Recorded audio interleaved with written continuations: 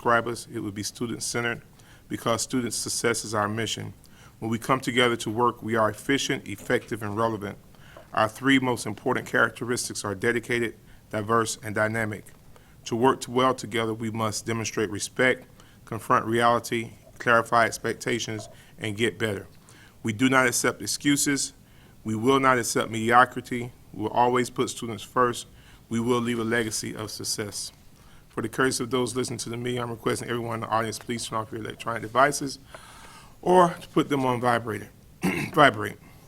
Later in the meeting, up to 30 minutes will be provided for individuals to address the board on matters concerning the operation of the Marion County school system or the school board only. Presentations to the board are limited to 5 minutes and are televised.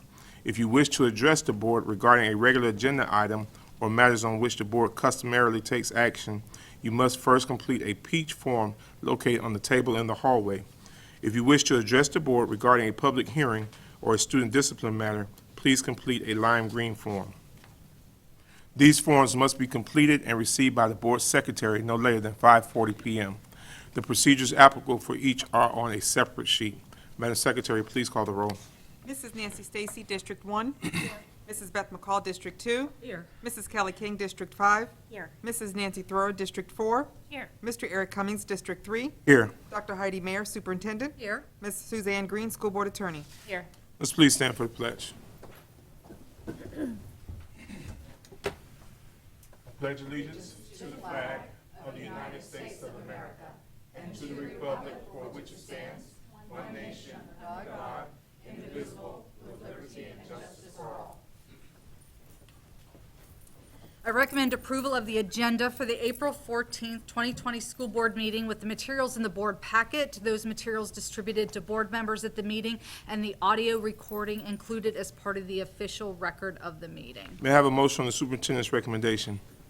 So moved. Moved by Ms. King, seconded by Ms. McCall. All in favor, by aye? Aye. It's unanimous. May I have a motion to approve the minutes of the February 25th, 2020 school board meeting? So moved. Moved by Ms. McCall, seconded by Ms. Thrower. Are there any additions or corrections to the minutes? There being none, all in favor, by aye? Aye. May I have a motion to approve the minutes for the March 5th, 2020 administrative briefing and work session? So moved. Moved by Ms. McCall, Second. seconded by Ms. Stacy. Are there any additions or corrections to the minutes? There being none, all in favor signify by aye. Aye. Unanimous. I'll now ask the school board's attorney to explain the rules governing persons who wish to address the school board tonight. In compliance with Section 286.0114 Florida statute, the school board has adopted uniform procedures for public speakers who wish to speak at tonight's meeting, either regarding one of tonight's agenda items or a matter relating to the operations of the school district. These procedures ensure the public has a reasonable opportunity to be heard on school board and school district matters. A written summary of these procedures is available from the table outside. Public speakers' forms are also located on the same table. The completed forms were due to the school board secretary no later than 5:40 p.m. Tonight's speakers will be called prior to the business portion of the school board's meeting in the order of receipt by the school board secretary. Before you begin to speak, please state your full name and address for the record and spell your last name. Speakers have 5 minutes of time. However, if there are more than 5 persons who wish to speak, the board may seek consensus to limit each speaker's time to 3 minutes. When the speaker has 1 minute remaining, the speaker will receive a visual notice to complete his or her comments. Speakers may not yield their time to others. Speakers and meeting attendees are expected to conduct themselves in a respectful manner. No verbal attacks or profanity can be used. Pursuant to the procedures for public comment, item 6, speakers are not to identify specific individuals other than themselves or their child unless the statement is provided 24 hours in advance. If there are matters dealing with student discipline, including expulsions, they will be scheduled at the conclusion of the televised portion of the meeting. Parents may address the board regarding a discipline matter at that time. To ensure student privacy, only a parent or guardian may use a student's first or last name. Identifying references to or identification of other students and/or their families is strictly prohibited. Thank you for your attention. May I have a motion? I'm sorry, Elena, are there any? No, we don't have any. May I have a motion to approve consent agenda items C6.1 through C16.1? So moved. Moved by Ms. Stacy, seconded by Ms. King. All in favor? Aye. May I have a motion to approve the following cash or tangible donations that have a total value of $61,640.55. Troy-built Pony 42-inch lawnmower value at $1,497.99 to Anthony Elementary School from Anthony Elementary School PTO. $2,500 to Forest High School from their business partner, St. Leo University via the Public Education Foundation. Polo shirts valued at $13,128.40 to Marion Technical College from Moore University LLC. $2,500 to Westport High School from Walmart and Cork Giving Store, number 697. May I have a motion? So moved. Second. Motion has been properly seconded. Any discussion? All in favor signify by aye. Aye. I'm seeing something different, guys.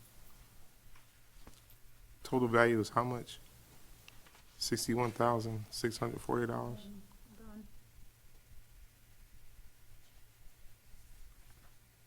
What I'm looking at doesn't add up to $61,000. It says,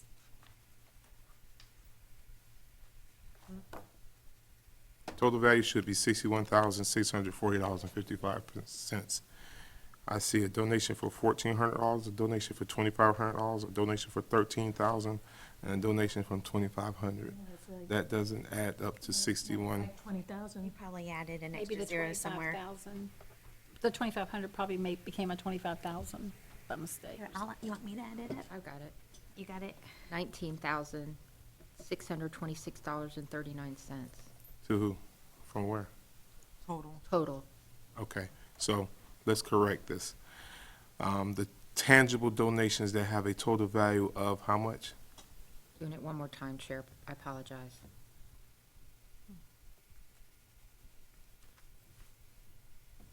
Probably an extra zero got put in. $19,626.39. For that amount, okay? So the motion is going to be on the amount that Attorney Green just gave. So let's do that again. Can I get a motion to approve the tangible donation on the amount of $19,000 and, $626.39. yes, So moved. moved by Ms. McCall, Second. seconded by Ms. Thrower. All in favor signify by aye. Aye. Aye. Ayes have it. Ms. King, can you thank our business partners? I will. On behalf of the Marion County School Board, we would like to extend our gratitude and thanks for your time of giving. We're always very grateful, but maybe even more so during this time of uncertainty and unprecedented times. And again, we just thank you for your support. Thank you. Thank you. The next regular administrative briefing and work session is scheduled for April 23rd, 2020 at 9 a.m. The purpose of the work session is to discuss long-range planning, annual review of health insurance 2020-2021, board concern, value adjustment board appointment, district staffing plan 3 of 4, comprehensive mental health plan, emergency manual update if needed, and Evergreen College Park rezoning update. The following administrative briefing and work session is scheduled for May 7th, 2020 at 9 a.m. The purpose of the work session is to discuss board concerns, board membership dues, school stop times, district staffing plan 404 if needed, review of final charter renewal contract, comprehensive mental health plan, and code of conduct. With that being said, board comments, concerns. Dr. Mayor. Thank you so much. Officer Witzinger, it is so good to see you. It's been forever since you've joined us. Yes. So thank you. Was chatting with you and Mr. McFadden in the lobby, and and you said that things are going well. You have kids in the school system, so things are going well. And you mentioned Miss Miller at North Marion High and how good she's been with reaching out to your oldest and making sure everything's going well with the distance learning. And that's one of the examples of the great things our teachers are doing. And Mr. McFadden mentioned Miss Elliott, who's a kindergarten teacher at Greenway, who calls his grandson frequently and will talk to the grandson on the phone and say, hey, read me this page out of your book and tell me what you're doing and learning.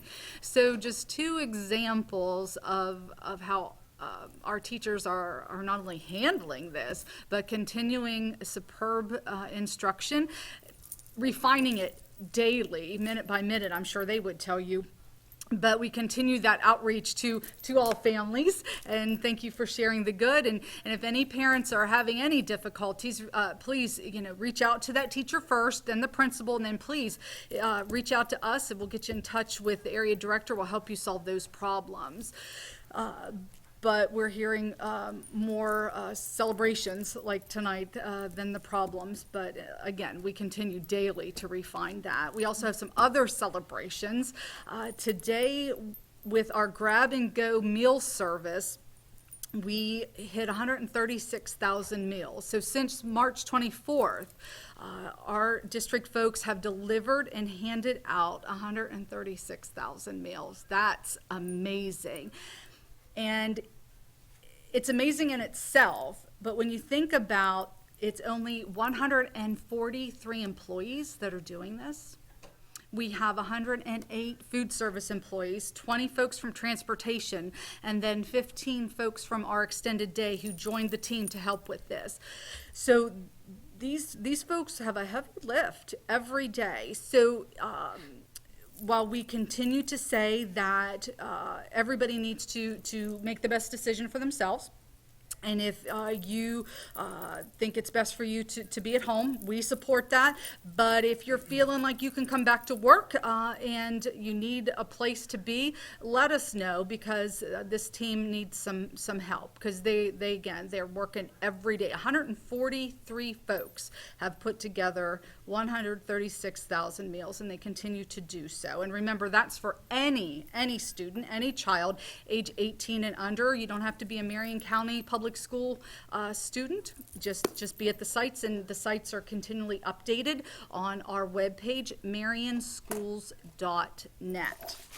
Some other happies that I got today. Mr. Kelly, who is the principal at Marion Technical College, shared with me great information from the federal government. So the federal government did the CARES Act, and the CARES Act is a financial assistance to college students. And a letter went to every college and university president, so it went to Mr. Kelly, and these are colleges and universities across the country. And so the CARES Act provides institutions with money to give to their students to help through this crisis. So the federal government is going to send us $220,000 for our MTC, Marion Technical College students. Now, in the CARES Act, it says that institutions are provided significant discretion on how to award this emergency assistance to students, and each institution may develop its own system and process for determining how to allocate these funds. So he will be attending our next work session on the 23rd to share plans that his folks have put together so that you all can hear and make recommendations, guidance on that. So his folks are pulling that together, and he will be under the my comments at the beginning, so he can present plans so that you all can make a decision on what you think is best for that. But I think it's exciting that that is happening for us, and we can help our students. We continue our meetings as we move forward through this unprecedented time. Our meetings continue with our directors, executive directors, principals. We're all Zooming. We're all learning how to Zoom and do it better every day. Meetings continue with the Department of Education, with state partners, with local elected officials. So the communication through this process has been been exceptional. And we'll keep you updated on that. I know you get an email every day on the topics that we discuss. Those meetings we have trimmed down though to Mondays and Wednesdays because we're in a groove right now. Our folks have a pattern and they're working through it. But from our lips to God's ears, I think I'm still hopeful for May that we get our kids back and we can get back in a routine and see their sweet faces and just make sure that they're doing well. So we'll keep you updated on that. And then finally, I'm pleased that the board has been able to move on with its selection of someone to replace me in November. And I want to reassure all of the board and our constituents, our parents, staff, our students, that I'll continue to take my responsibilities as serious between now and November as I have in the past 3 years, and I'll continue faithfully to execute my statutory duties. I look forward soon to sitting down with the chair, Chair Cummings, to discuss the best plan to transition to the new appointed superintendent. And in the meantime, I like to say, I always say, the mission continues. The mission never changed. And right now, we all have a full plate of challenges to address over the next few months with COVID and everything else, this COVID-19 crisis, and even if we do come back in May, the complications that it has created, the operating complications, the budget complications, it's huge. And so I look forward to continuing to work together and work through this. And so anyway, it's going to be a good few months. So, and we're going to get through it together. So thank you very much. Thank you, Dr. Mayor. Elena? Thank you. Ms. McCall? Thank you. Thank you very much. First of all, I need to give a little bit of an update on Food for Kids. We had a Zoom meeting today. Interfaith Emergency Services is just about out of food. They are doing a drive-through. They were doing 9 to 4 daily. Now they're doing 1 to 4. They are serving 200 to 300 cars full of families daily. So that 12,000 pounds of food is just about gone.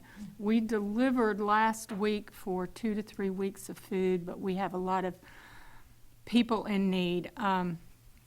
Interfaith will be closing next week just for a week. Carla Grinsley and her staff, they need to breathe. They need some release from all of this. So Salvation Army will be doing the food drive-throughs next week. Kevin has let me know that, do you mind if I say, Kevin?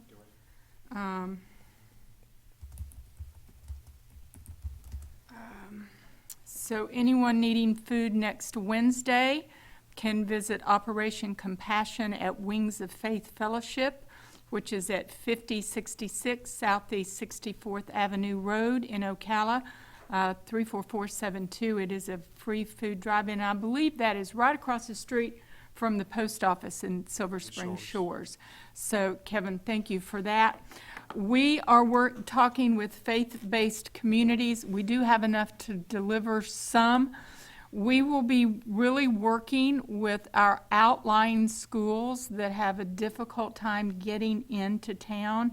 We will encourage those families that use the backpack program, the Food for Kids, to go to the Salvation Army or to Interfaith or to Wings of Faith.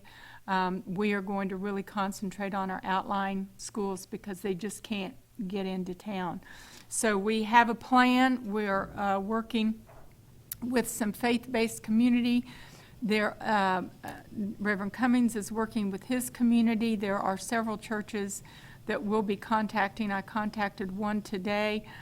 Their problem, too, is getting food to help. But a lot of them are doing these big drive-in services. So we're trying to work and see if maybe we can't do some things there. So I ask anybody that can provide any type of food, non-perishable items to Interfaith through this week, and then not next week, but the following week, drop off. I talked to Rondo today, and he is looking at the rock warehouse to see if there are some things in there that we can use. And then Mr. Ellers and Mr. Butler and staff will be going out tomorrow to the different rocks to kind of look in and see what's there, to see what we can use. So unfortunately, this is the sign of the times. Ms. Grimsley has funds to purchase food. There's no food in bulk to purchase. So that is the underlying problem right now. She has had many, many monetary donations come in for this, but unfortunately, that bulk food is just not there. So stay tuned. We'll keep you informed. If you know, if you can get the word out to drop off non-perishables, that peanut butter, those things that the kids like, we will be getting the list out again, working with Kevin. So wanted to share that with all of you. I had a nice conversation, I'm sure as all of you did, with Dr. Gullett today, and very excited about that. I want to thank, I started listing everybody that's making this happen in our school district, and there's so many, from our cafeteria workers, our bus drivers, the SROs that are on the buses, our custodial staff, our maintenance department, our administrators, staff, principals. There are just so many people that are working so hard. Our teachers who have had to totally learn a completely different way to teach. So there's no way to honor you at this point other than to just say thank you to the parents who are, I think, going to have a tremendous appreciation for teachers when this is all over. But thank you, parents, for the willingness to really homeschool. I have 2 grandsons that are digitally learning, and I check in with them on a daily basis. For them, it's going pretty well. And then they're able to get their chores on the farm done. So it's going pretty well. It was a little rocky last week, but seems to be a little bit this week.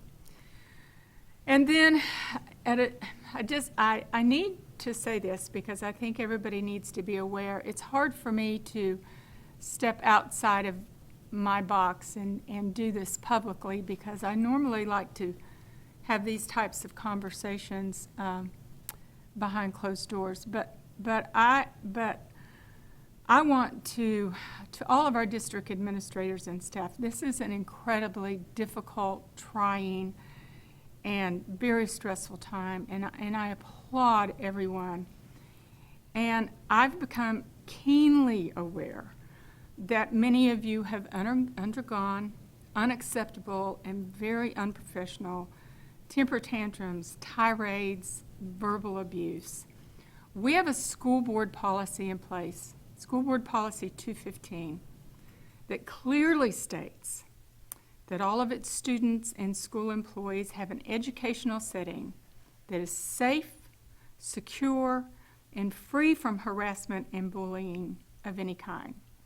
This school board just will not tolerate the bullying and the harassment, regardless of the position they hold within this district. You, as employees, should not be subjected to this type of behavior from anyone, and I mean anyone. And should you choose to hang up or leave a room when the abuse and tantrums start, I will support you 100%. I greatly appreciate all that you do in this very difficult time and want to assure you that as a board member, I will do all I can to help ease your stress.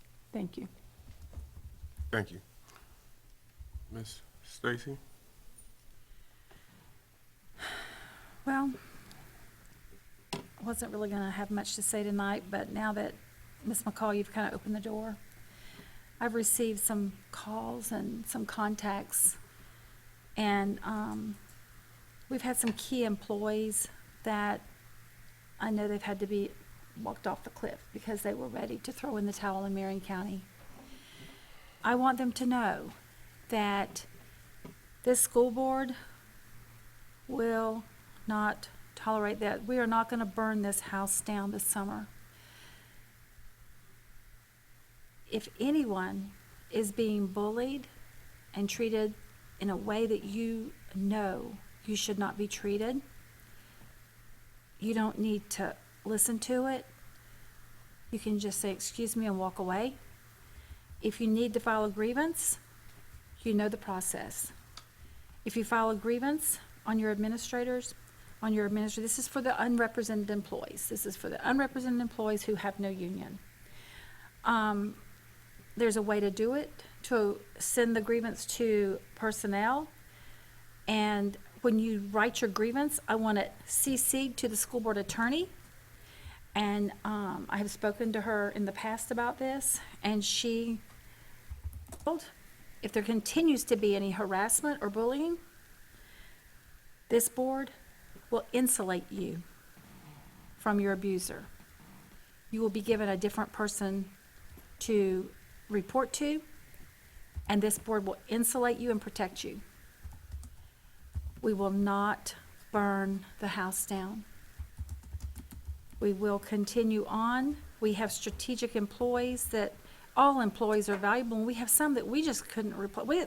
This entire school board, everybody in this room could quit tomorrow, but we have some key people in this district that if they quit tomorrow, we would notice it. We would just somehow be replaced, boom, boom, boom. But there's people in this district that can't be replaced as easy as we can.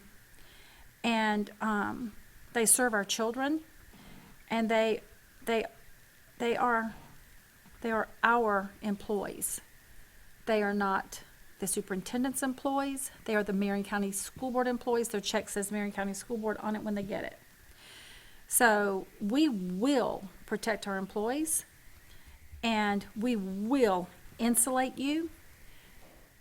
I would like to say ditto to Ms. McCall. If anyone raises your voice to you, I mean, in any way that you feel is threatening or intimidating, turn around and walk away. We will not allow it, and we will insulate you if need be. Thank you. Thank you, Ms. Stacy. Ms. King?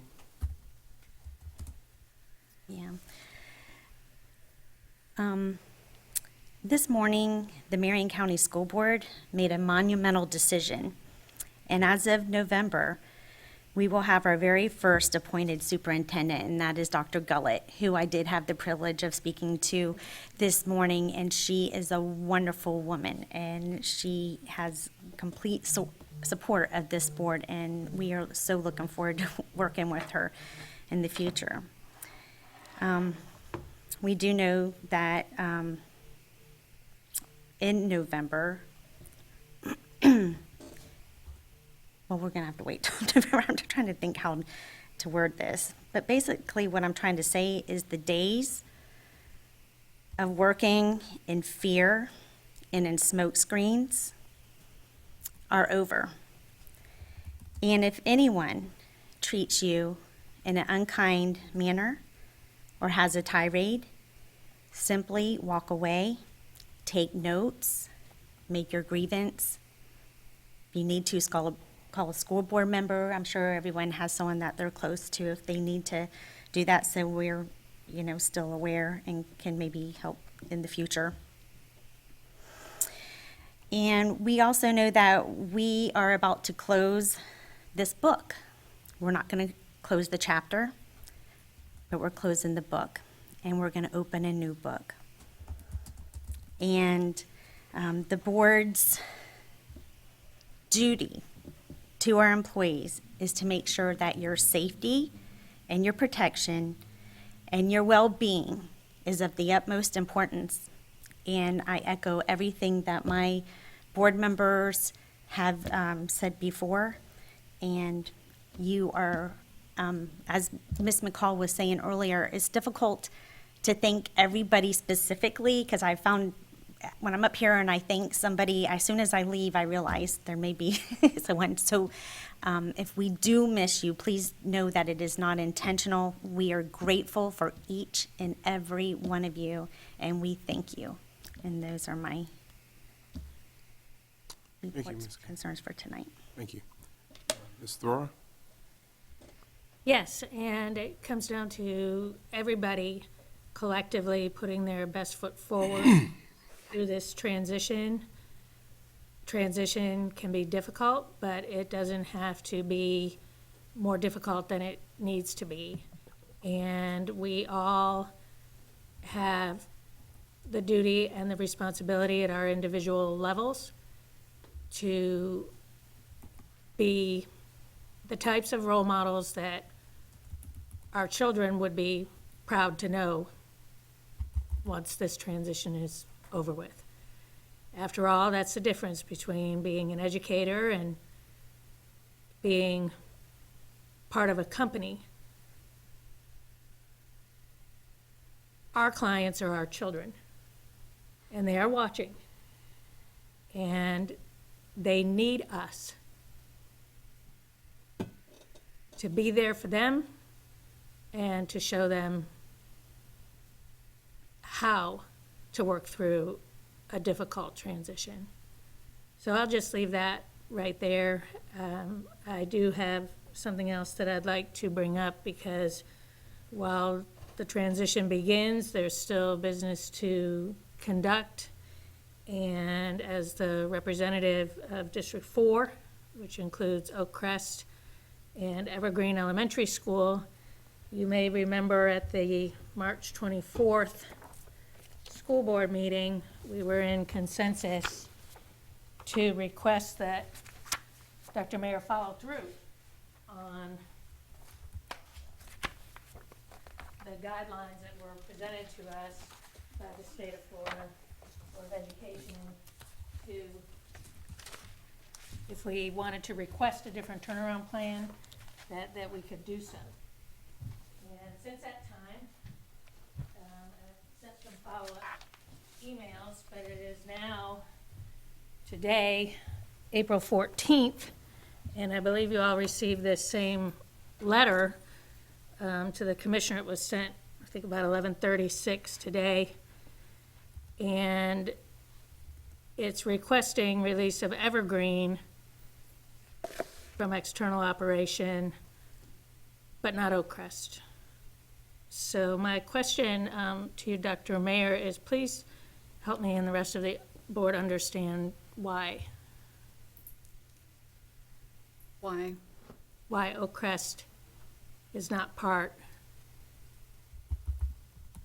I hadn't said we were putting a plan together for Oak Crest. I had said there was a plan put together for Evergreen. I believe that the consensus of the board was to request a plan for Oak Crest and Evergreen. Okay, that I didn't catch. I did say I was putting together the plan for Evergreen, and talking with Ms. Kynard and the area directors, Dr. Grantham, we felt Evergreen had the best chance. We don't think Oak Crest does. We can put something together for Oak Crest if you'd like. Well, yes, it's a matter of what was requested, and if the consensus of the folks that you mentioned was that that didn't seem to be a good idea, then it would have been helpful before today, when we were informed that the letter was being sent, to have known that. And we all sat up here and heard Jonathan McGowan share glowing data about Oak Crest. In fact, I'm remembering their third grade proficiency is right up there with the district average. So I need, again, and maybe the rest of the board does as well, feel free to weigh in, why not Oak Crest? They are under the first year of an external operator. Evergreen is under the second. It is much more likely that the commissioner will approve Evergreen and not Oak Crest. We'll put together a letter for Oak Crest and get that sent up. Yes, it is the responsibility of the state board and the commissioner to make that determination when we make a request. And time is of the essence, and that is another area of concern for me. This started on March 24th, and sadly, having been pretty deeply involved with the turnaround process, I am aware of turnaround plans from this district having been submitted very quickly, very quickly. And now here we are, April 14th, weeks later, we have a transfer window that has been delayed. Teachers want to know what the status is going to be for both of these schools, so I am beseeching you only from the perspective of the folks that have been doing the work. They would like to have clarification, they would like to have answers. If the transfer window that has been extended is now going to be April 27th, when is the next state board meeting? State board meeting's the middle of May. Ms. Ramsey said, though, that the commissioner would be making the decision, not the state board, which is why the letter went to him. Doesn't the commissioner always make the decision and then ask the state board members to either support or deny it? Ms. Ramsey said since the state board meetings are telephonic, to address the letter directly to the commissioner. Understood, understood.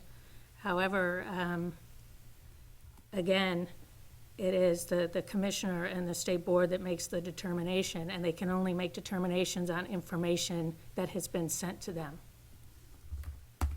I hear what you're saying, Mr. Rohr, and I too, I think we were all saying that we want to include both schools, Evergreen and Oakcrest. If I recall right, that it was both schools. And I think because they're under the same external operator, they're going through the same rigorous from that external operator, that it would only be the right thing to do to submit both schools. And if the commissioner decides to separate and do one, let him make that determination and not it come from us. I think that's what I heard before. Am I?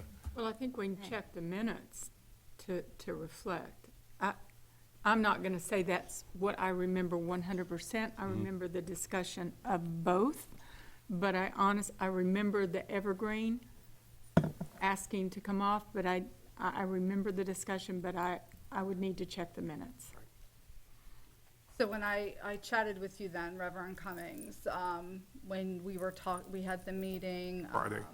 Friday. Dr. Grantham and the group, and then we Friday. left, and I filled you in on the fact the letter was about to go, and I specifically said Evergreen. That was me totally over, just not, I was other things in my mind. I'm sorry, Dr. Mayor. If you probably did say that. I'm sure you probably did. And I kept you informed of the Yeah, process of and that. I just overlooked, just didn't hear it, so. Okay. And we overhear, misinterpret things and mishear things, so if we have time, we have the time to add Oakcrest to it, so let's just go ahead and add Oakcrest. But I don't want the board to think that I wasn't keeping you informed No, of you that were. progress, and it was always specifically Evergreen. That's what we would discuss. Yes, ma'am. Well, and it's possible when we check the minutes, there might have been something that was said that was misunderstood easily or something. Right. So the minutes will clear it all up. So I think Dr. Mayor and her team will be able to get this, it's just adding them to this plan. And I'm sure Ms. Keinert, our area director, Ms. Keinert and Dr. Grantham and all of them could kind of rush, because I know we've done plans in hours or pretty much quickly, so I'm sure they can add that to it. So, thank you. Ms. Thor? Anything else? Anything else, Nancy? Only that when I have emailed 2 different times directly asking for updates and then not getting responses until a week later, and only upon asking again, maybe it's just 2 definitions of being kept informed. So I look forward to, even though now we have lost more than 2 weeks, that we again can pull a rabbit out of the hat thanks to the incredible work that John McGowan and his team do, and Ashley Kemp and Kathy Bayless and their teams have done. I know their data collection is ongoing and cumulative.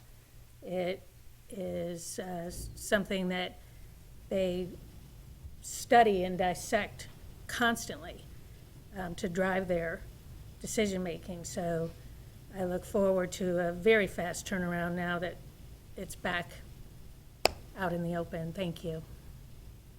Thank you, Ms. I don't Thorne. think it was ever hidden. Thank you. I was having communication with the chair, and I kept saying Evergreen. And she probably did. No, I certainly I, didn't. I'll, if I need to take that one, I'll take that one.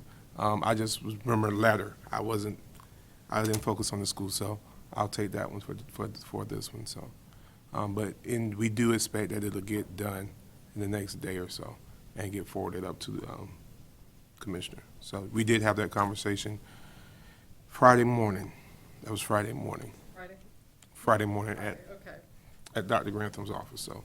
You did tell me, so. You did tell me about the letter. You did tell me about the Well, letter, and so. also too, Jane Elsperman, who has been the third leg of this triangle, was not included in this email today, saying that the letter was going up. And again, you know, no one wants to be a mushroom. It wouldn't be surprising if there was outreach to her to ask her to weigh in, considering how involved she's been and how much it has cost the district.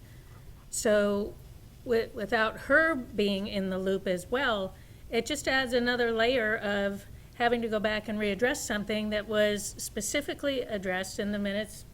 Whenever they can be pulled, sooner the better, will prove that. So, thank you again, and we'll just move forward, because that's what we do. Thank you, Ms. Thorne. Any other comments? No, sir. And again, I will accept responsibility for that. I did have the conversation. I just did not focus in on either school. I just knew the letter. And I guess I always, in my mindset, whenever we say Evergreen, I just attach Oak Crest to it automatically in my mindset. So, because to me, they're joined at the hip. They're joined at the hip right now because they have the same external operator. So I feel like whatever we do for one, let's do for the other. Moving beyond that, Dr. Mayer gave us some numbers. She said there's 143 employees that have been dealing with these grab-and-go meals and coming out of their comfort zone to make sure that these kids are fed. And we've done 136,000 meals since this situation has arisen. I do want to tell those extended day workers, those cafeteria workers, food service workers, our bus drivers, the transportation, and we have some administrators that have also gone above and beyond working with these grab-and-go meals to make sure that kids are being fed, and I thank them. I truly thank them. You had the choice to not come and to not step up to the plate, and we have some dedicated folk that have made it their mission to get these kids fed, and you come out, you wear the PPEs, you do whatever you need to do, and you make sure these kids are getting fed, and we're grateful for that, and grateful for you making that sacrifice. I know for me, if I was probably one of the food service employees or one of the transportation employees, and I've been home this long, I would be looking for a way to get out the house. And so if it meant going to work, doing whatever I need to do, I would be ready to go. So, but we thank God for those that have just sacrificed and came out and did what they need to do to make sure. I think we as a board, we as a district appreciate what you guys are doing. That makes a huge difference. And then hearing that news that Dr. Mayer also gave us about the CARES Act with Mr. Kelly, that is awesome news. Being the parent of a kid that's in college that was about to graduate and still stuck in a lease, that makes a huge difference when there's resources out there that can help these kids. And so we want to just do whatever we can to help these kids that are trying to get through school, trying to better themselves through education. So $220,000 is a lot of money, and we know that Mr. Kelly is going to come up with a great plan on how to help some of these students as well. Dr. Mayor, thank you for what you said. As far as, we did select our next superintendent, our first appointed superintendent, Dr. Gullett. I appreciate your comments about helping with the transition and making it a smooth transition. I too look forward to sitting down with you to facilitate this transition.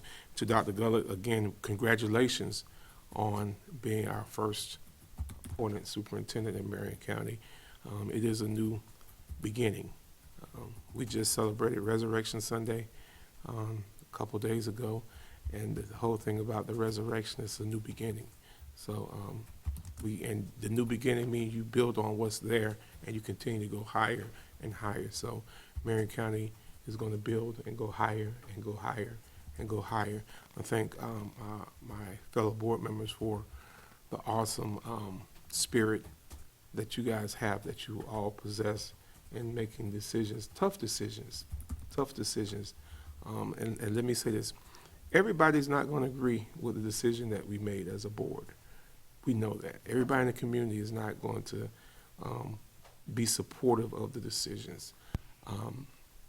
We're going to get nasty grams, and we're going to get people that are going to try to belittle us or say that we did not do what we said we were going to do. And I keep hearing that we were looking for a CEO type. We never said from the beginning that it would be a CEO person. We said we could open it up to see those type of people. Am I right, Ms. McCall? To consider those type of people. So we looked at a lot of people. We went through the process, and we did not violate the process. So there will be some that's going to agree. There's going to be some that don't agree. You can't please everybody. You just can't do it. But the thing is that I think as a board, we have been courageous. I know we have been courageous. We've stepped out on faith, and we've made the tough decision, and we are going to ride with the decision that we made, and we're going to support Dr. Gullett in her coming in and the things that she will want to do in this district as a whole. Somebody could take a picture of us all and our dark circles under our eyes to speak for it. I have to admit that this was a very stressful time in our lives. I have to say this, I hadn't slept in days, and today after the meeting, I just kind of went home and just crashed for a little bit, and the body was telling me it was time. So we did that, and we're gonna support. Was on a Zoom meeting this morning after the meeting concerning the backpack program and interfaith and community. I know you guys listen to our board meetings. I know you watch our board meetings. This is a call. This is a Call to action. A call to action for our community. We need food. We need interfaith. There are people that are lined up around that building trying to get food on a daily basis.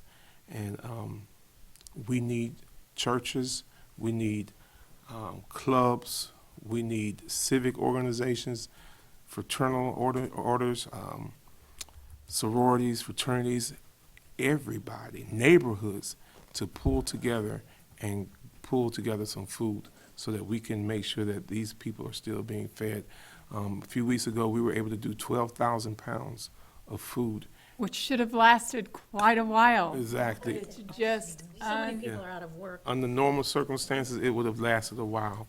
But we're asking this community that has always been a giving community to please pull together and just, Kevin is going to get us a list of food that they're going to be requesting. I'm asking everyone to get together. I'm asking OPD, Chief Graham. I'm asking Sheriff Woods and the Sheriff's Department. I'm asking the Florida Department of Corrections. We have 3 major prisons in this area to pull together. I'm asking everyone to please come together. Even this organization, the Marion County Public School System, I know we're out, but please do whatever we can to get whatever we need to do for our people in this community. all of the donations stay within Marion County.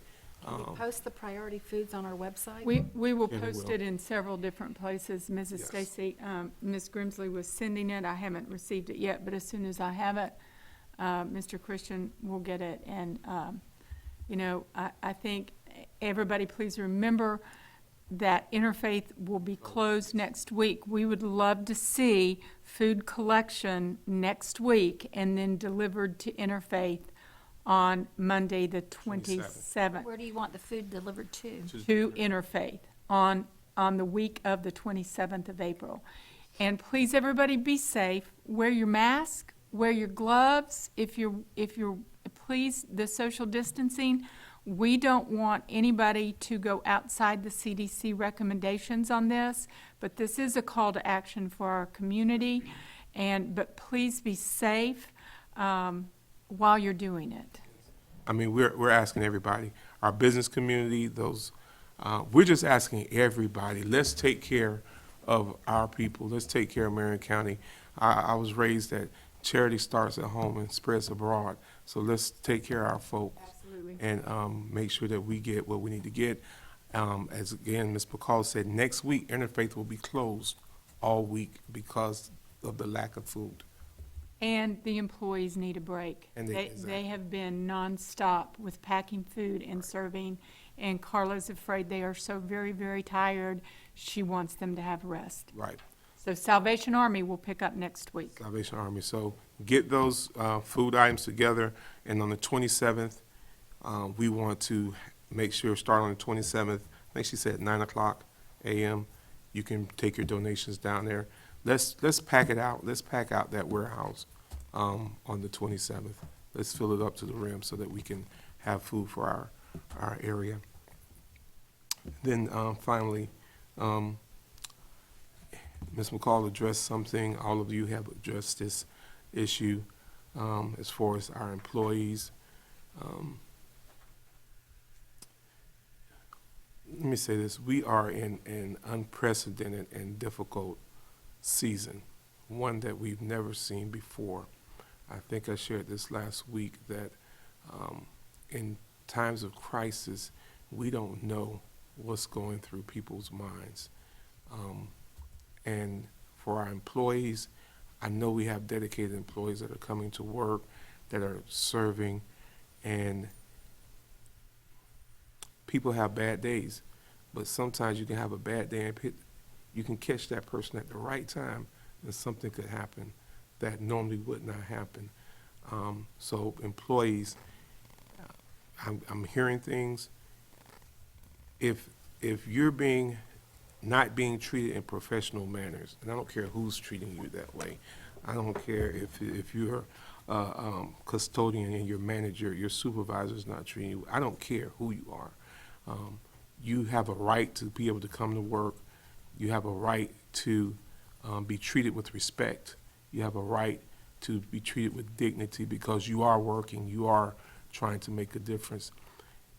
Do not allow yourself to be put into situations where you have to walk away crying or where you have to bite a hole in your tongue because you're trying to keep your job.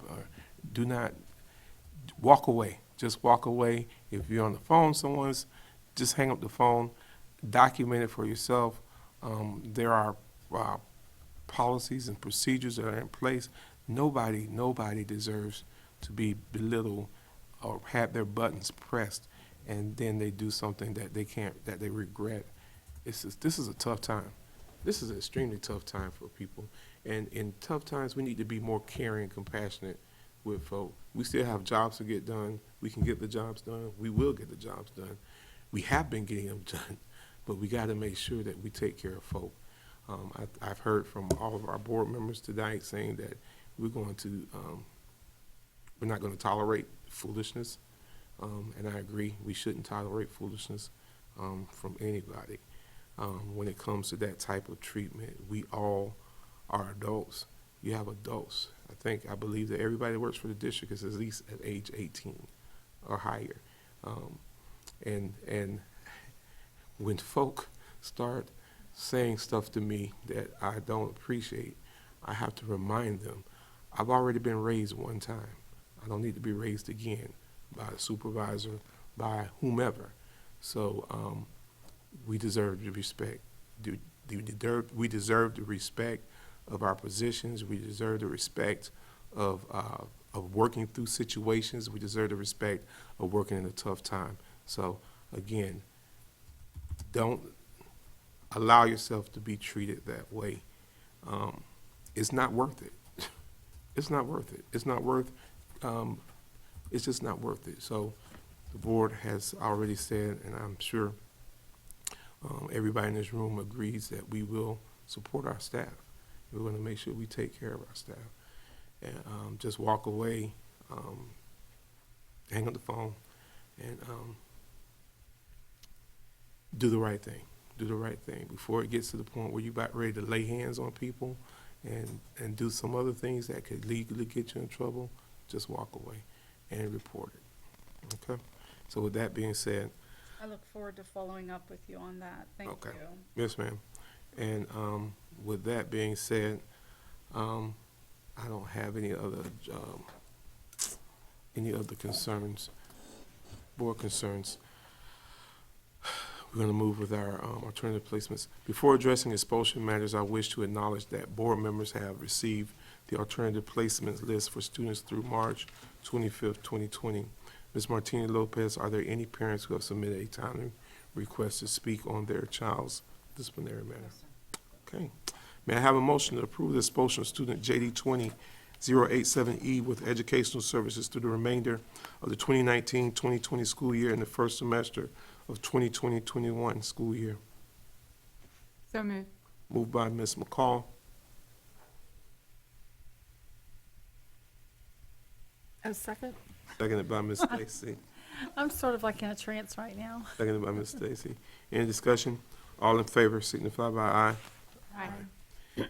May I have a motion to approve the expulsion of student JD 2147E and JD 2152E with educational services through the remainder of the 2019-2020 school year and all of the 2020-2021 school year?